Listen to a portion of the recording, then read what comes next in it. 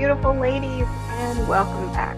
I am so excited to join you today on our topic, which is fear of rejection, which is actually the second in a series of 8 about self-worth and some of the things that I know got in the way for me as I was practicing the skills that as I investigated them and worked with them, there really were some beautiful healing that occurred, which also opened the path for me to practice more amazing self care and let it truly sink in, increase my faith over fear, and that amazing magnetism to get our relationships as good as we can stand, because that's the goal, right, ladies? We're not stopping till we get there.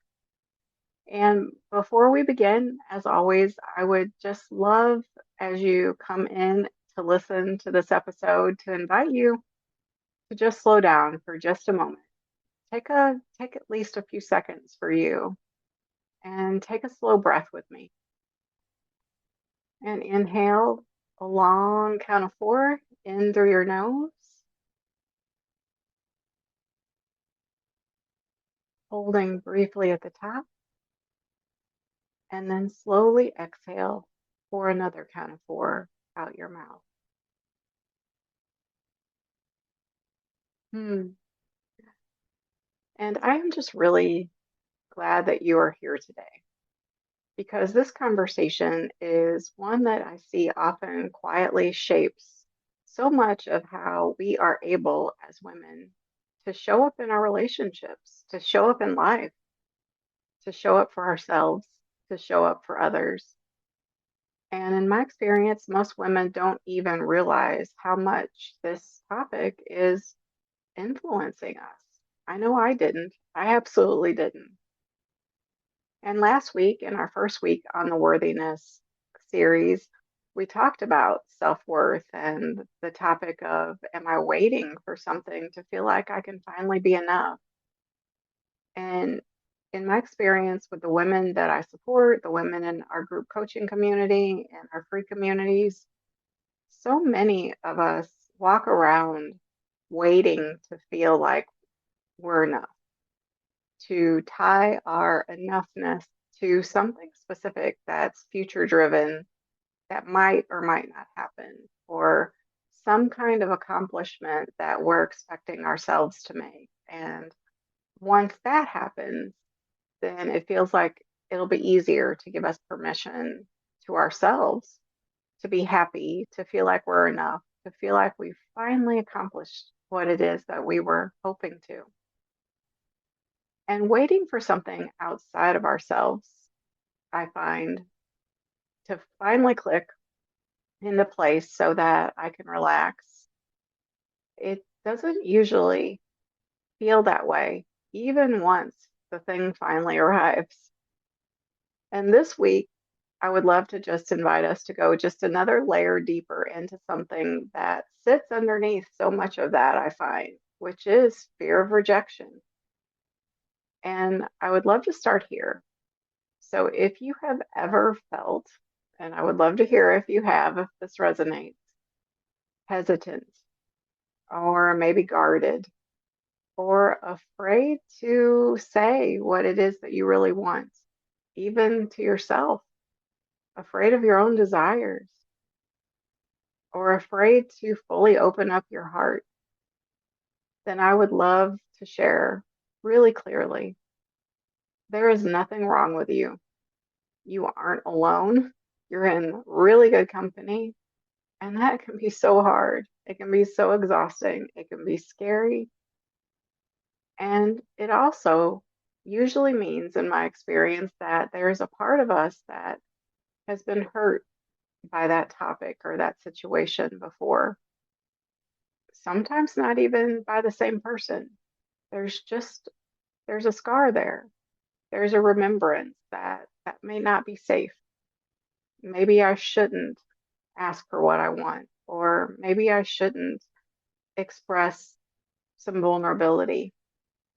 Maybe I shouldn't even just hope that someday my desires will be lovingly, openly, excitedly met. And this is where I just love to invite us all to slow down for just a minute because this isn't just about our mindset. Last week, a lot of it was about remembering that we are worthy. This week is more about something a little deeper, I find. Fear of rejection isn't just something that we think our way out of. Fear is real. Fear comes upon us based on past experience and current situations that we're encountering automatically through our emotional feeling body.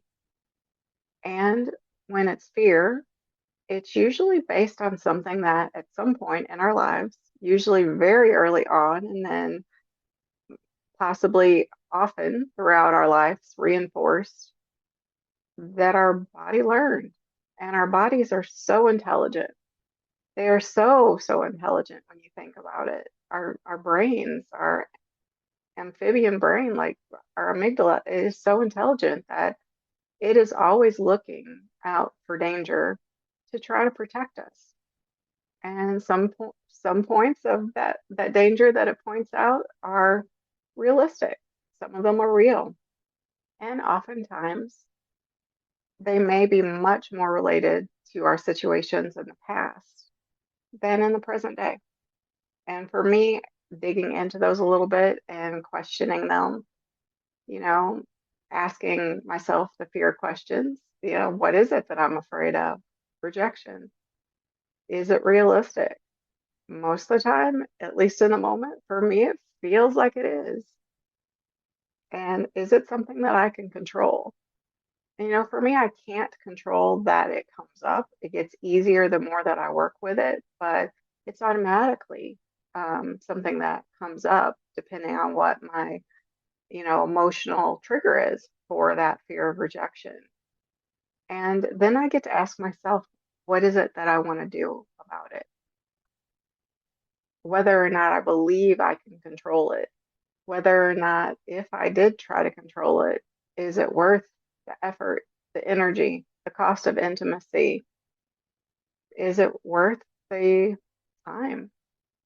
And on the flip side, what's the cost if I don't share something? If I don't shift that fear of rejection, what does that cost? And really just get very clear on it for me. At first, not to do anything about it, just to get curious. Because at some point in our lives, if we experience a lot of fear of rejection, and I think I would venture to say, in my belief, that is all of us experience it to some point, you have likely had experiences where things like you expressed something very real for you. Maybe it was a tender emotion and it didn't land, or you opened your heart and it didn't feel met, or you needed something, truly needed something, whether that was help or support, reassurance, and you didn't receive it once you were asked for it. And then automatically, these amazing bodies that we've been gifted with, our system makes a decision. And that decision sounds something oftentimes like that didn't feel good, that didn't feel safe. And from that moment on, without even realizing it, most of us begin adjusting. And in relationships, specifically romantic relationships, but all relationships, this can show up in some really subtle ways that might not be completely transparent to us until we start digging in. In my experience, it just isn't. And it doesn't always look like fear on the surface either. Sometimes it can look like holding back our truth. Duct tape becomes our best friend, even if it feels like self abandonment. Walking on eggshells becomes the norm because we're afraid to rock the boat, when walking on eggshells often does come from fear, and it is also a form of control. Or really obsessing about trying to say something that is on our heart that we just don't see how we can hold in forever, but say it in the right way. to the point where I'm obsessing over every word. And don't get me wrong, words matter, absolutely. My energy behind the words matters even more. And for me, that energy includes my intentions. But also, when I think about it, whether or not I am silencing myself for something that is so important to me that I need to find a way, even if it's imperfectly, to share, that matters too. Because I want to take care of myself. I want to honor myself. And absolutely, I want to find ways and be emotionally responsible and look at how I can do that with as much respect, as much pure vulnerability, as much care, as much reinforcement that I do believe the best as I possibly can, yet not silence myself to the point where I feel like I can't say anything, because that doesn't feel good either, at least for me. Sometimes it might look like replaying conversations in our head that didn't land really well. And in fact, we did our very best in the moment. And we can decide, was there anything that maybe didn't feel great in that I would need to clean up from my side of the street? And if not, then consider the possibility that it wasn't necessarily something I did wrong. And did it feel like I honored myself when I shared? And sometimes this fear of rejection, it looks like shutting down completely, just silencing myself, forever duct tape, and that doesn't ever really feel very good to me. And sometimes, depending on what that is, it looks like overt, very, very overt control, trying to control things. And don't get me wrong, all control comes from fear. And at some point, fear is going to create most of the time in me control, whether I'm trying to control myself or control someone else.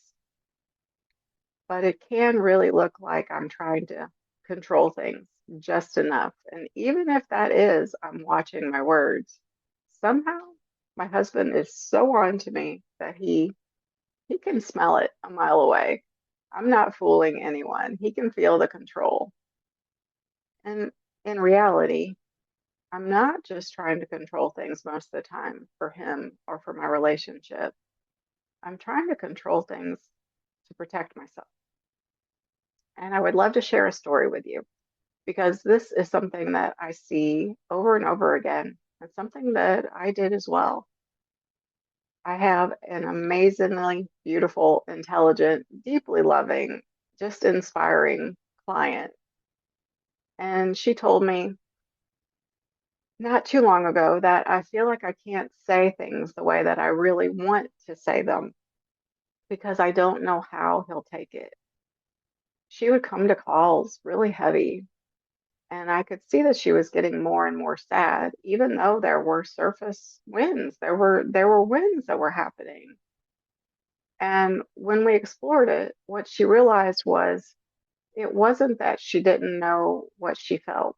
It wasn't that she wasn't grateful for the wins that she had received. She could see those clearly. She knew them. She just didn't feel like she was able to be authentically herself. She didn't feel safe expressing her thoughts. She was so afraid she was going to mess something up. So instead of giving herself permission to do the best she could at the moment to say something that was really important to her heart, she would often rephrase or try to soften her tone, or that might turn into over explaining, or sometimes not saying anything at all, or feeling like she needed to defend herself before she'd even got out what it was that was on her heart. And on the surface, that can look like she was just being careful or thoughtful, wanting to be respectful. And part of it, I'm positive is. But underneath all of that, she was also protecting herself from rejection. She was scared. And this is the part that really matters because underneath all of these behaviors, however they show themselves, however they manifest, is a really quiet belief that if I get rejected, it means something about me. It's almost like a defect. I didn't do the skills right. I didn't do enough practice. This shouldn't bother me. And it also can be a belief that if he pulls away after I do my very best to share my heart, it means that I'm not enough. It means that I'm not truly lovable. It means that I'll never be safe. And that belief is often the very thing that I see can keep us stuck. Because when rejection feels personal, when how the other person shows up to our best attempt to share something that's so important to us, that we walk through that valley of fear and try to be as respectful as we possibly can and try to be vulnerable and have such a desire to share our heart with this other person, believing the best, wanting to trust that we can figure out a way to say it where it feels more connecting than not, then I find that when it does feel personal, that rejection, there's often one of three ways that I can respond. And I really would invite you to listen to this part and see if you identify with one or more of these. In my experience, I will either avoid, chase, or I'll try to really control. And avoiding might look like not speaking up at all and staying quiet, completely duct taping, plastering a smile on my face or not, and keeping things bottled up inside, yet really bothering me on the inside to the point where it feels like the very words that want to come out of me are pounding on my chest or vibrating in my head until I have a horrible headache. And chasing might look like I'm just going to need to try harder to earn love. I need to overgive or overcompensate or overexplain or sometimes defend and use logic. That's another one that I often have been guilty of using with chasing. And controlling might look like trying to manage the outcome, heading things off, leading questions. It might also look like trying to say things completely perfectly, where I have everything rehearsed, or I don't trust myself to have a real out loud conversation, and I am missing out on opportunities to possibly connect, sending texts or emails when something is really tender for me. And sometimes that's my best option if it's just absolutely terrifying. And at some point, I do want to give myself permission to not expect myself to be completely perfect.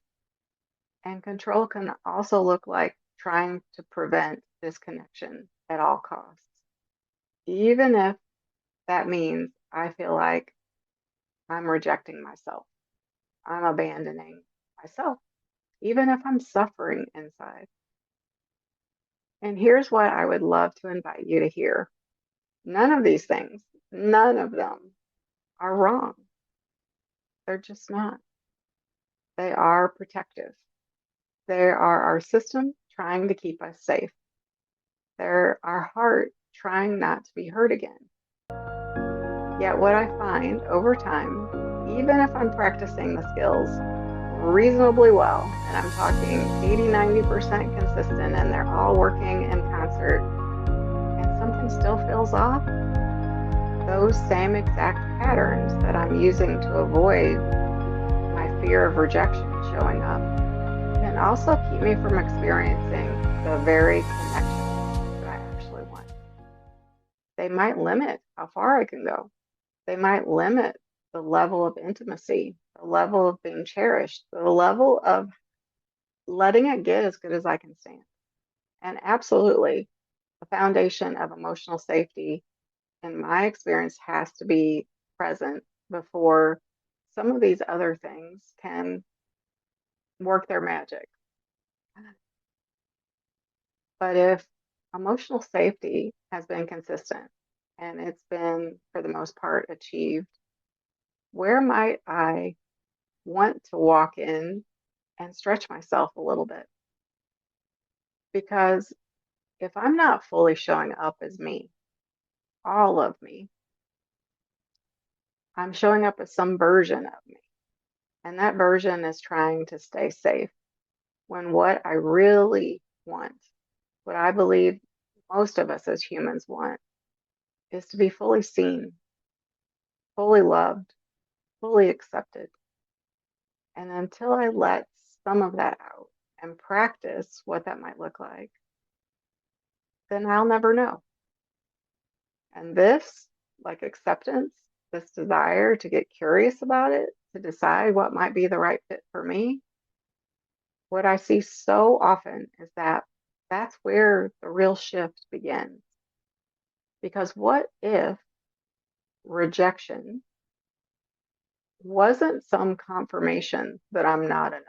What if? What if it was a state a statement that the other person couldn't meet me there? Fair enough. I can't meet everyone there all the time either. But what if it wasn't a confirmation that I did anything specifically wrong or that I'm not enough? Or it wasn't even a statement about my worth at all? And what if rejection was simply misalignment? What if rejection was simply timing? I know for me, if I try to share with my husband right before bed, not a good look. I know if I try to share after he's had a tough day at work, absolutely not a good work. It's just not going to work. He doesn't have the capacity. I know likewise, if I'm elbow deep in a big sink full of dishes after I've cooked a big meal and dealt with the kids and worked 10 hours and had a stressful day myself, and he asks me to do something or wants to share something with me or have a serious conversation, which does happen sometimes, that's not good timing for me either. And what if rejection sometimes could simply be more about someone else's capacity in the moment than anything to do with my worth or value? What if? And if it is determined for me that it is the other person's capacity, that also doesn't mean that's always going to be their capacity. Yet I can look at it objectively sometimes and see that that was the only capacity in the moment. So it wasn't about my wording, wasn't about my feelings, wasn't about me sharing. It was just the other person's capacity. And I would really invite you to let that land because if I can look at it objectively like that, where it's not necessarily about my worth and value, fear of rejection, that can really change everything for me. And when I stop making rejection mean something about me, I can start becoming more grounded, more open, more free to be myself. I can walk around with more confidence, more self assuredness, more desire and courage to take a few risks and share a little bit more and to really let myself be seen in the way that my heart most of the time is yearning for. And that absolutely doesn't mean that I become fearless overnight. That's just not how this works in my experience. I wish it was, right? It Yet it's also not about forcing myself before I'm ready to be bold or pushing past fear that feels like a tear, not a stretch.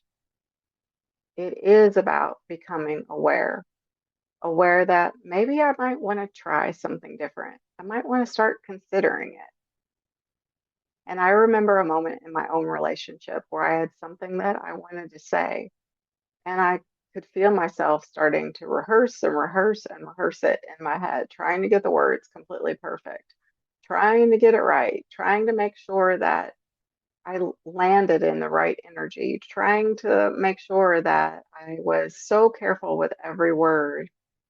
And for me, there is something to be said about making sure that I'm doing my best to be emotionally responsible and respectful. But in that, I also noticed that in my attempt to try to make sure that what I needed to say was going to land well or that I wouldn't be misunderstood, I realized that I wasn't actually speaking from truth in that moment. I was speaking from fear. And that was what was going to come out in my energy. There was no way around it. He wasn't going to feel the sadness, he was going to feel the fear. And that awareness alone helped me to get curious, to decide that I wanted to keep practicing until I could figure out how to shift. And I didn't suddenly say everything perfectly. Although I love feminine communication and emotional responsibility and emotional leadership as a woman in my home, I also didn't suddenly feel completely confident. But I was right away honest with myself. And for me, that's where this part of the work begins. So this week, my invitation is not about forcing yourself to be fearless or to suddenly say everything that you've been holding in. That wouldn't have worked for me either. But my invitation is about notice. Notice where you might be holding back. Notice if there's any kind of cost to holding back. What does it feel like? I know sometimes duct tape can feel really good afterwards because it wasn't something that I absolutely felt was imperative for me to say in the moment. And sometimes it can feel really restricting. Sometimes the part of me that's yearning to be seen feels unseen. So, where might you be holding back because you're afraid of how it will be received? Maybe it's not saying what you want and expressing desires. Maybe it's not asking or expressing a feeling of sadness or desire or need for reassurance. Maybe it's not expressing that you are feeling a lot of joy or excitement to be able to spend time together. It can be the easier to communicate emotions sometimes too that I'm holding myself back from. And maybe it's avoiding a conversation that feels like it's still really important to me, that I do want to have. And if that comes up for you, instead of judging yourself, instead of trying to fix it right away, I would invite you to just ask yourself, just get curious. What would I do differently in this situation if I truly believed and trusted that I was still enough, regardless of how what I was sharing was received? Not expecting perfection, not expecting a guaranteed certain outcome, but simply just still enough, still grounded in my own self worth and value. Because the truth is, we don't become enough when we're accepted. We already are. And the more we begin to feel that, the less I find that myself and other ladies that I've supported through this feel the need to protect ourselves in these ways. It doesn't mean I don't stop caring. It doesn't mean I might not be hurt by the reaction. It doesn't mean that I might become disconnected and want to reevaluate. It does mean that I do become more accepting of myself. I love myself more. I am nicer to myself. And that is where real connection begins, not just for myself, but in relationship as well. So as you move through this week, my invitation is to just be really gentle with yourself. You're not trying to become fearless. You are learning how to feel safe just being you. And if something in this resonated, I would love to hear from you. Even if it's just, yeah, this resonates. I see that in me because that awareness alone is powerful. And just a beautiful reminder, while there is breath, there is always hope. And you are absolutely 1,000,000% enough, just as you are. Sending you all kinds of love.